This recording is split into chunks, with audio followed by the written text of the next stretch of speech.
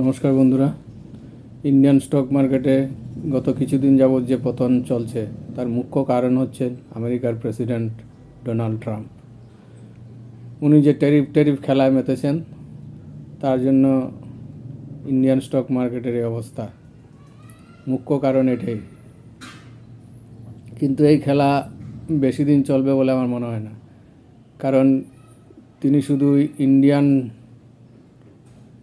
কোম্পানিগুলোর উপরেই ট্যারিফ লাগাচ্ছেন চীনের কোম্পানির উপরে, আরও কিছু কান্ট্রির উপরেও লাগাচ্ছেন, কানাডা বা মেক্সিকো। তো এইসব ট্যারিফ হাইক হওয়ার ফলে কী হবে, আমেরিকাতে ইনফ্লেশন অনেক বেড়ে যাবে। ইনফ্লেশন অলরেডি বাড়তে শুরু করেছে, কমেছিল তারপরে আবার বাড়তে শুরু করেছে। তো এইভাবে ইনফ্লেশন বাড়তে থাকলে আমেরিকাতে যখন বাড়বে তখন ওদের ইকোনমিও একটা বিশাল প্রবলেমে পড়ে যাবে।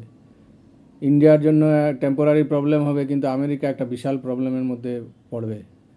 ইনফ্লেশন বাড়বে, ফলে এদের ইকোনমিতে অনেক প্রবলেম দেখা দেবে, যার জন্য আলটিমেটলি এটা একটা বুমেরাং হয়ে দেখা দেবে আমেরিকার জন্য।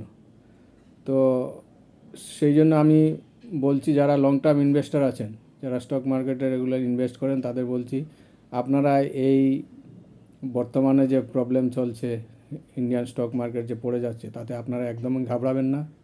আপনারা যদি লং টার্মের জন্য ইনভেস্ট করেন 5 বছর বা তার বেশি সময়ের জন্য, তাহলে আপনাদের চিন্তা করার কোনো কারণ নেই। এই প্রবলেম অত আরও কয়েক মাস চলবে, ম্যাক্সিমাম আরও 4-6 মাস।